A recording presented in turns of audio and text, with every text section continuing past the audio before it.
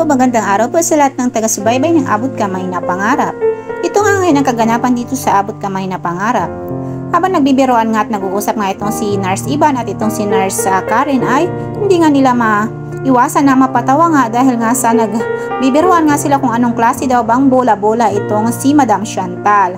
Dahil nga ay may nakita nga sila nga sa noon itong si Madam Chantal na kagagawan nga nitong si Lynette nang si Lynette ay pumunta nga sa office nitong si Madam Chantal at tawa nga ng tawa itong si Nurse Ivan at itong si Nurse Karen.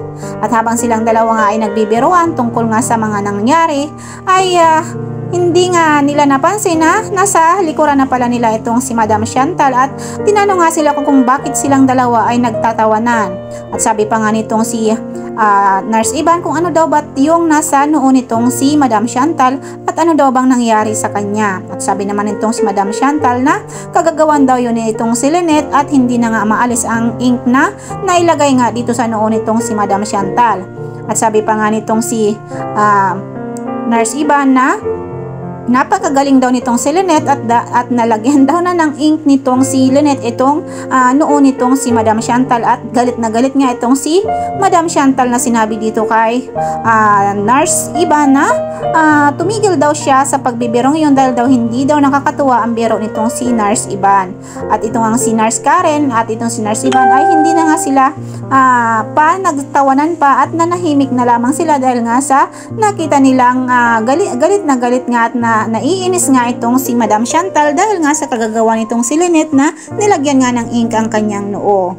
Samantala nagkita nga itong si Nerissa at itong si Zoe at sabi nga nitong si Nerissa, bakit daw ba kailangan pa nitong si Zoe na pakitaan na hindi maganda itong si Madam Chantal at lola niya naman ito. At sabi pa nga nitong si Zoe na pakitang tao niya lamang daw yun na kunwari ay hindi niya gusto at kinasusuklaman niya ang kanyang lolang si Madam Chantal para daw mapaniwala niya ang mga tao lalo na ang mga taga-Apex at ang mga tanyag na hindi niya kakampi nga itong si Madam Chantal. At sabi nga nitong si Nerissa na parehas lang daw pala ang goal nitong dalawang maglolang si Nerissa at si Madam Chantal at itong si Zoe.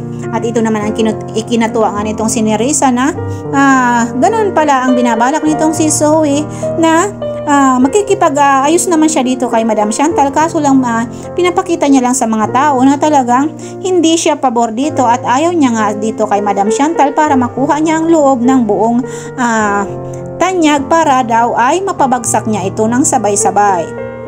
At samantala habang ang may okasyon dito itong sila Lynette ay ito na nga yung inaantay nga nitong si Zoe para makuha nga ang loob nitong sila Gisela at itong sila Dr. RJ Tanyag at ito na rin si Annalyn. Habang sila daw ay nagsasaya ay meron na ngang naiisip na masamang binabalak nga itong si Zoe para daw maipaghiganti niya ang kanyang maming si Moira sa pagkamatay nga nito. At sabi pa nga nitong si Zoe na hindi siya titigil hanggat hindi niya napapabagsak daw ang buong tanyag at hindi niya daw naipaghiganti ang kanyang inang si Moira.